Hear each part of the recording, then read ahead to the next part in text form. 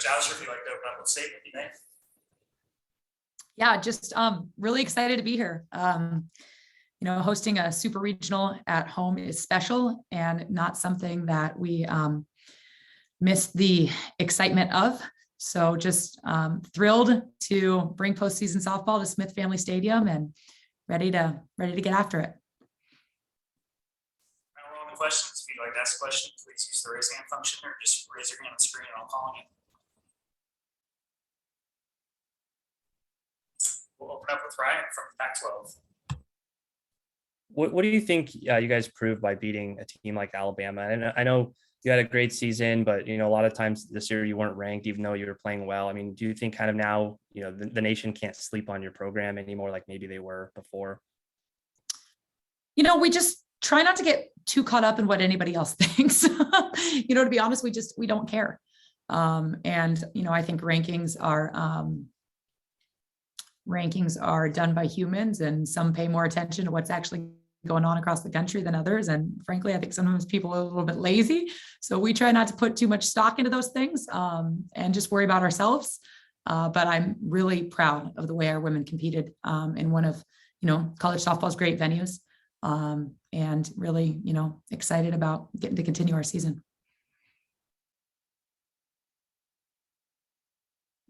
I guess I'll just follow up with, what do you think of playing Oregon State, another Pac-12 team in the Supers, and just what does it say about the strength of the conference that, both these teams are at this stage right now?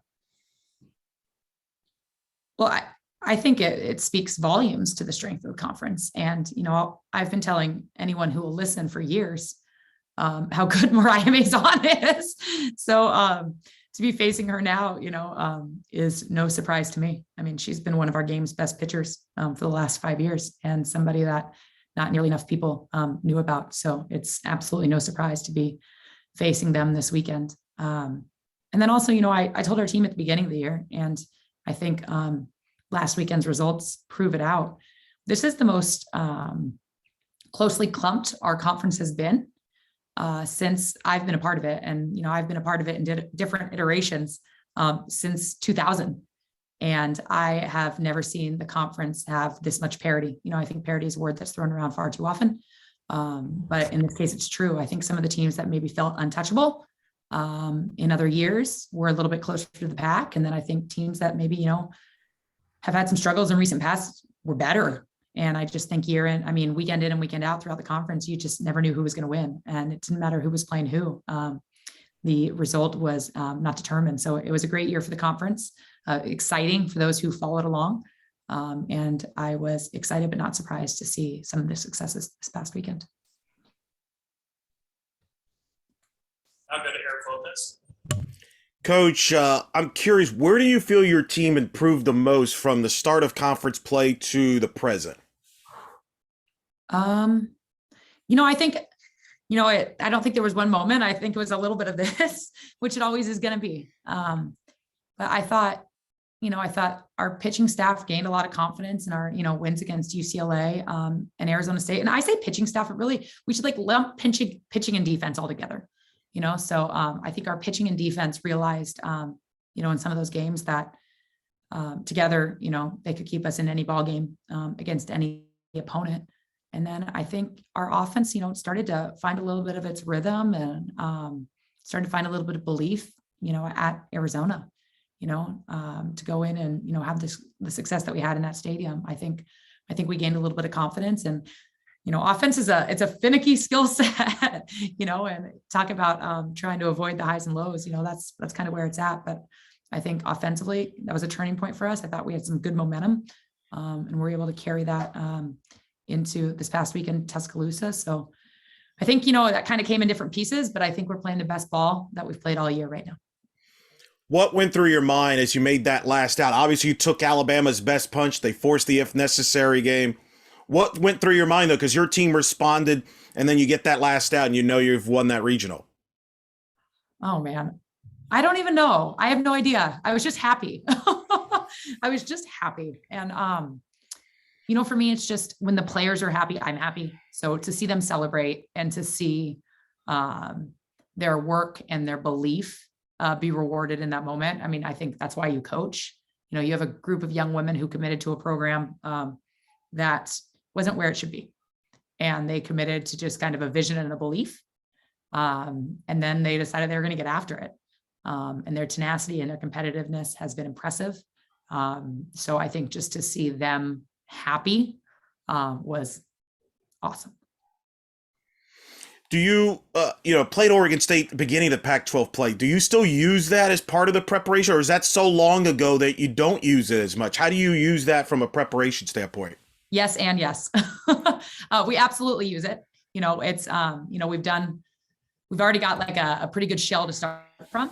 But yeah, it feels like forever ago, opening weekend of Pac-12 play, coming off of our spring break in the Midwest, which started off so well. And then we got the snow in Lincoln. But it feels like a long, long time ago. And I think we're a different team. I'm sure they are a different team. So there's, a lot of work to be done since then. So yes, it's definitely something that we'll use. And, but I think it's just a tool. Go back to Ryan. So you talked about players kind of committing to a vision that you had for the program. What was that vision? We should be competing for championships. Stanford is hands down the best athletic department in the country. And I look at the hall that I sit on, and I look to my right and to my left in my coach's offices. And, specifically on the women's side, we have teams competing for national championships left and right. Women's golf won the national championship yesterday. It's just, it's the best athletic department in the country. And when you look at the successes of women's volleyball and women's soccer and women's basketball, Nate will have those numbers. I don't have them, but I think those teams have won 6 national championships in the last 3 years combined. There's no reason that softball shouldn't be competing at that same level. So that's absolutely the standard at Stanford, and that's what we strive to work towards every day. And how easy is it for you to pitch that vision, because you lived it in a sense where you played into Women's College World Series? So I imagine when you say that, players, they can believe it. I hope so. There's no reason not to. Like I said, you walk around these halls and you're walking amongst the best athletes in the world. So it's just getting the right athletes to jump on board and to believe in the work that it's going to take to get us to the level that we want to play at. So we're going to Kyle Bonniger from ESPN. Yeah, hi, Jessica. I'm playing catch up here probably more than some of the others, but I'm wondering what do you remember about going to the College World Series as a player, and is there any kind of lessons that you can take from that experience that you kind of maybe take into account, going into the supers? I don't think so. I mean, I'm starting to realize I'm older and older and older. 2001 when we went our first time, it was 20 years ago, and so many things have changed, and probably my memories aren't incredibly accurate anymore. But I think what I remember is just, and what we try to talk about as a group is just, enjoy the process. And Jessica Merchant, our associate head coach, and I'm sure she got it from Carol Hutchins, says all the time, like, the journey is the reward. So when you look back, and all of your fondest memories are just going to be about, the journey with the young women surrounding you. So don't take it for granted for a moment, and enjoy every second of it.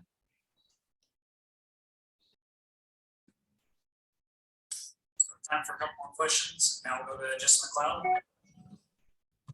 Yeah, Coach. And I apologize, I'm kind of playing catch up too. But when you came back to Stanford, where you are now, you're hosting a super regional. You're in the super regional center. How much of the vision you had when you came back has been fulfilled by getting to this point where you are this season at this moment? I don't know that I've thought of that. I think there's going to be a time for reflection of that, but we're just in the middle of trying to win a ball game on Friday. So that's the last thing in my mind right now. What I can say is I'm just really incredibly proud of this group of women. And I think, when I thought about kind of the process and how it would play out when I took the job, I didn't envision 2020 getting shut down, and I didn't envision the abbreviated season that we have last year and what that looks like. So I don't necessarily feel like we're 5 years in.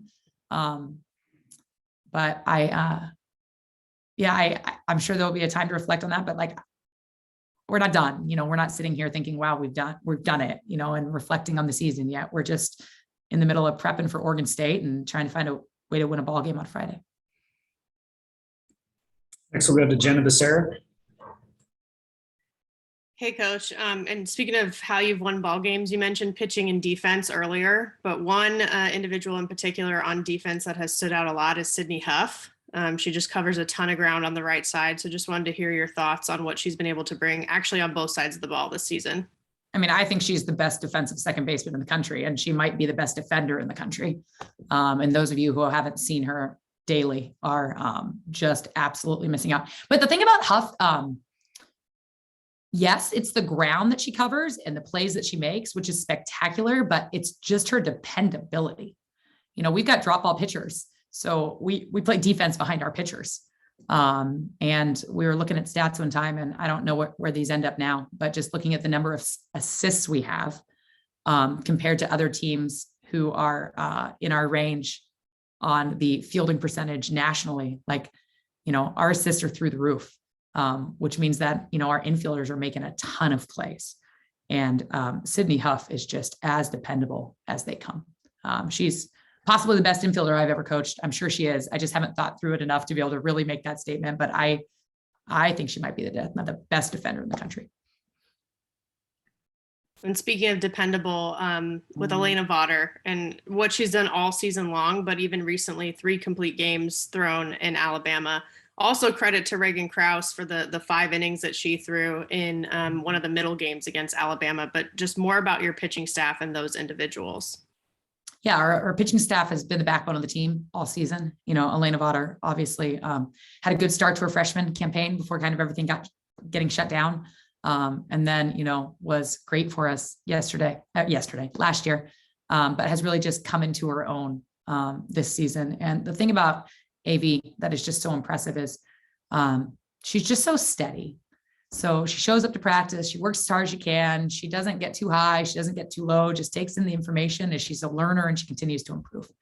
And to see her confidence and poise that she's had, you know, these past couple of weeks is not surprising, but is definitely fun to play behind. And then Reagan Krause, I mean, she's really come on strong for us. And JB, you've heard me say this a number of times, but, you know, for everybody else here, you know, Reagan got thrown into the fire last year, you know, through her first collegiate bullpen, I think on February 4th, and then through her first collegiate game on like February 10th, you know, not the introduction to college softball that most people are used to. And, you know, it was just a tough freshman campaign. She had lots of success and then lots of failure. And we just weren't quite sure what her recovery was going to look like there. But coming back, she again has just gotten better and better and better every weekend.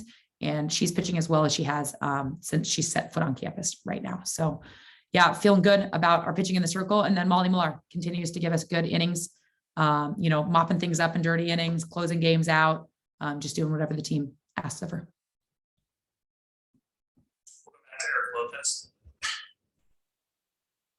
Coach, when we spoke earlier during the season, you said this was the most athletic team you've had at Stanford. I think a lot of people saw that up close this past weekend at Alabama. Speak to the process of building this roster to where it is today and the process of get it to that level where you're at one of the most athletic teams and competing with the Alabamas and compete with the teams in the top teams in the country. Yeah, I think when we're recruiting, we're going to look for the best athletes that we can find. You know, we want people that are 5-tool players. So, you know, we want them to be able to run. We want them to be able to hit with power, you know, defend, throw, all of those things, hit for high average. And I think also you want to recruit to kind of your strengths. So we play in a pitcher's ballpark. You know, we're not a team who's going to, you know, hit 90 home runs, but we don't play in a ballpark that's probably going to have a home team that hits 90 home runs. But what we do is we've got huge gaps, we got big walls, and we hit a ton of triples. So we score from first. We get ourselves to go from first to third, like we're able to create runs with our speed. So we definitely try to recruit the best athletes we can find. Does that mean we're not recruiting power hitters? No, absolutely not. We're going to recruit power hitters, but you know, we want people that can run too. It's an important piece of our offense. You win obviously at Alabama. Oregon State wins at Tennessee. Arizona wins at Missouri. I know you're focused on your own teams, but there's got to be a sense of pride within the league that have a chip on the shoulder to say, hey, we could play softball. We could beat anybody in the country. We're as good as anybody. There's a sense of pride here, the Pac-12 representing throughout the country this weekend. Well, yeah, but that's nothing that we've ever thought was different. there's a national narrative that I don't necessarily think matches up with reality. But, I think those of us who compete in this conference understand that, the level of competition and the level of pitching that we're facing weekend in, weekend out is as good, if not better, than everybody else in the country. I think Trisha Ford said it in one of her interviews last week. Cal's got players that throw 70 and 72. And it's just weekend in and weekend out, we're facing unbelievable pitching and great offenses. So yes, there's a sense of pride, but not of surprise. Your pitching staff, I know you have been high on them and had a high expectations. When was that moment, whether it be in recruiting or when you saw them in fall ball or maybe during the season, where you're like, this group could take us deep? I thought that for a while. We thought, AV was really, really good, when we signed her. And we thought Reagan was really, really good when we signed her, and I've just been impressed with Molly's kind of journey throughout it. And then we've got other pitchers on our roster who, aren't getting the innings that maybe they would get on a lot of staffs. If they had been on our staff 4 years ago, they'd be throwing a ton of innings, but there's just, it's a tough staff to get innings on. So, I think whenever you are building a team, it's got to start in the circle. If you don't have pitching, you don't have anything. So that's a deliberate piece of our recruiting. That's where we're going to always spend the majority of our focus and our time. But I think for the last couple of years, we've believed that we are building a pretty good staff.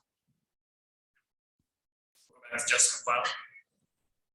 And Coach, I know it's not something at the top of your priority list right now, but you're the head coach at Stanford. You're hosting a super regional. I saw you guys are sold out. Will you just give yourself a moment at any point this weekend just to be able to take that all in and its full scope? Oh, absolutely. And it would be a mistake not to. But I am working really hard to do the same things that, we tell our players to do. You got to stay present and allow for that at a later moment. So, it's amazing. And if you had told me, last year in the throes of all of it, that this is where we'd be, like, I would have believed you because I believe in us. But there's just a lot of different things that have to break for it to happen. So it's special, and that is not lost on me. So time for a couple more. We'll go to Jenna Vaser again. And Coach, the fact that the last time that Stanford hosted super regionals was in 2009 when you were an assistant coach, your last time here on campus. You mentioned it earlier that you've been here through different eras, essentially, within the Pac and at Stanford. But has that kind of hit you at all, or do you think it will this weekend? No, not really. Like, again, it's just, I'm just really happy in the moment and just really happy for this group of young women. Like, it sounds really corny, but I just like it when they're happy and they are so, they're just enjoying being around each other and proud of the work they've done. And they believe that there's more to come. And, when you care as much about a group as we care about each other and you see people get that reward, there really is nothing better. Well, they seem really happy with the rally caps, the pink cowboy hats, and what they call the Ushka energy. I know that's not your wheelhouse, Coach. No. What are your thoughts on it? Oh gosh, that's funny. No, it's not my wheelhouse, but I'm all in now. I'm all about it. I love it. I think it's great. And I think, again, just like anything that can go back to allowing you to remember why you play the game and remember that you really love it. I think everywhere, college athletics, but maybe Stanford more so than, other places. I think it's easy to get really, really heavy and to just be so focused in on the failures that you don't allow kind of the successes to balance those out. And then you're in kind of a bad feedback loop of fail, fail, fail, succeed, and then beat yourself up because finally I succeeded, and then fail, fail, fail. And it's just it's not a great way to compete, not a great way to live. So I think anything that can just kind of bring a little bit of freedom to it, relax everybody just a little bit, and remind everybody that what we're doing is like awesome and fun. I'm all in on. So Ushka, Pink Hats, whatever, I'm on board. Thank you, Coach Allister. Thank you all for joining us. We'll send out a report of this shortly. If you guys have anything else, please just let me know. Thank you. Awesome. Thank you.